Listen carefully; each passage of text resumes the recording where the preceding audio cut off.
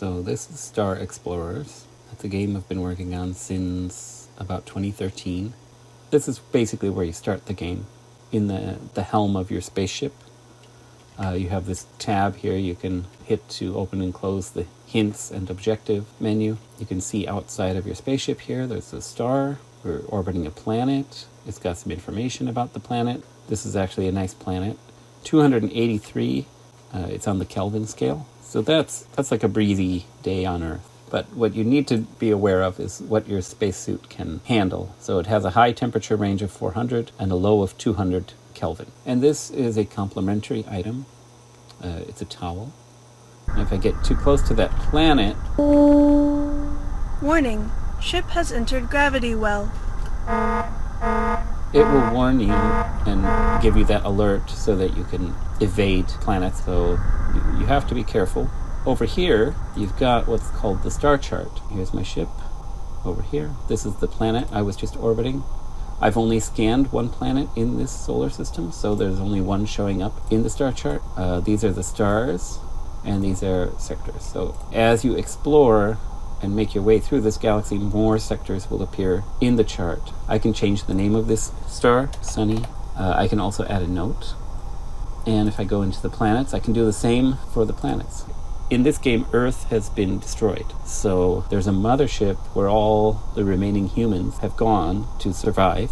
The job of the player is to find an Earth-like planet where they can go. You have to sort of find your way through the galaxy, one sector at a time. And because the mothership uses up fuel, you have to find planets with a certain crystal, actinium crystals, so the mothership can sort of go there and refuel and then make it to the next sector. The star chart overlay creates that same star chart, but in full size, you could say. It's showing these lines. These lines, if I zoom out, now you can see I'm pulling away from the ecliptic of this solar system, and you can see that these are the orbiting lines of the different planets. These stars that are in the same sector as me, they get outlined here. They get a little circle. This is a brown dwarf with 4 planets. This is a red dwarf with 3 planets. All right, here's a red giant with 9 planets, and I'm gonna warp over there. Engines engaged. So now you see I'm at this red giant star with 9 planets. So I can see if I can land on any of these. This one, it's got a lava surface, and it's very close to the star, so it's got a pretty high temperature. I'm gonna orbit this one. So this one has a carbon dioxide atmosphere with liquid water, which is quite rare. Surface temperature is 301 degrees Kelvin. So the water is in its liquid form. It's not frozen, it's not vaporized. And so this planet will have life. So now I am leaving the console of my ship. I can walk around my ship. For planets, I have a hangar. And this is my landing craft. When I go in here, it will take me to the loading screen. Aliens are being bred currently. And now you can see we're on the planet.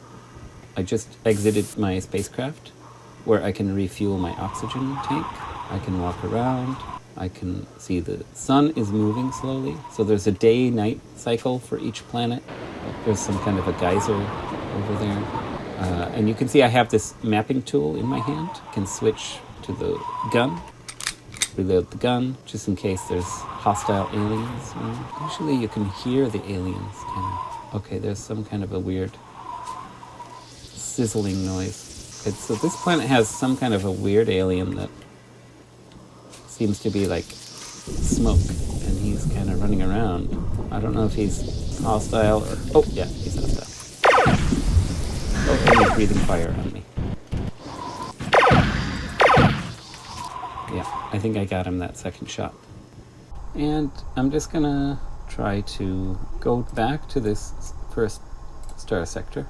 So when I select it in the star chart, my ship automatically looks at that star, and you can see the star name shows up here. All of this is to help you sort of remember where you are and keep your bearings, but it's left entirely up to the player to utilize these things, so that it gives you the tools, but it's not going to hold your hand beyond that. So I'm going into combat mode. So now my mouse is controlling the ship, and now I'm going to blow up that asteroid and collect some ore. Now, I wanted to go back to Sunny, because this is in the target sector. This is the sector where I have to find the Acnexium crystals. Finding those crystals is the main gameplay loop in Star Explorers. And it's pretty simple. You go, you find the crystals, then the mothership comes until you find that Earth-like planet. The one thing we're looking for is the Acnexium crystals form on planets with silicate rock. That's what's going to help you find them.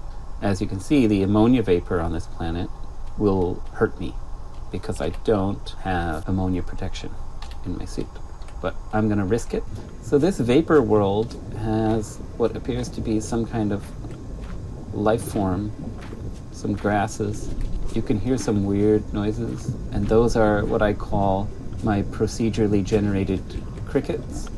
Okay, on my mapping tool you can see that red circle that indicates a cave. And that's where I need to find my Acnexium crystals. I have a flashlight. Well, you can hear some kind of creature in here. I found an Acnexium crystal just there.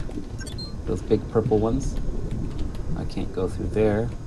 The music is procedurally generated as well.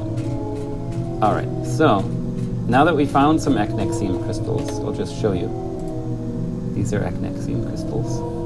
I can now relocate the mothership to this part of the galaxy.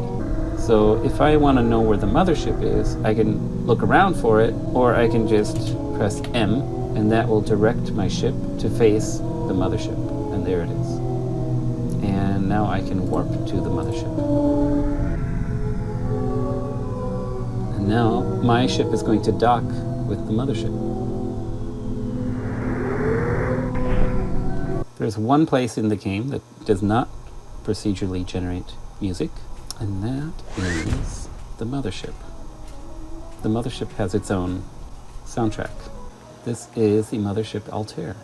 It's got the lounge, you got the little coffee shop.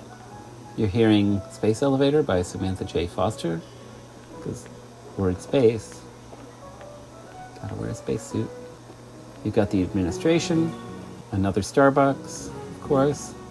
Here I can buy some spaceship parts. Over here, got some weapons. These are blueprints, right? Instead of buying a sonic cannon for 900 quants, the currency in use in this galaxy, I can buy a sonic cannon blueprint for only 51 quants, and then find the parts needed to kind of build it. You don't have to use these blueprints, totally optional. But at the same time, there are some items that you can only get by finding the blueprint. So it's optional, but there's some incentive to use it. Oh, let's see what he has to say. Oh. Okay, this is the spacesuit guy. Serious spacesuits. Here's the waiting area. Oh, look at that. E1M1 magazine. Here's a red giant with 5 planets. That required 82 units of fuel, and I had like 99 units of fuel. So I can't go back to the mothership from here unless I find some more fuel. So let's go to this planet. There's no life that is visible.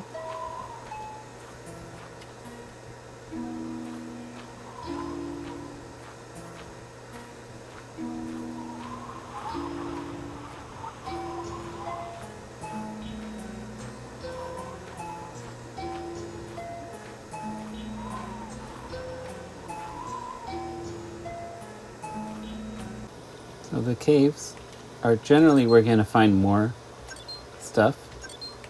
This is nice because since it's an oxygen planet, I don't really have a time limit. Oh, treasure chest. Okay. So I can hit this take all button, and then I don't have to sit there and select how many items I want to take. Just a convenient thing. Some of the players asked me to do that because it took a little extra time each time they opened a box. The mapping tool I'm using, again, it shows the green arrow, that's my ship. That red circle turned blue, which indicates a cave I've already entered. If I find something of interest on the surface here, let's say, oh, this is an interesting sort of formation of rocks here, I'm going to click my button and place my custom marker there.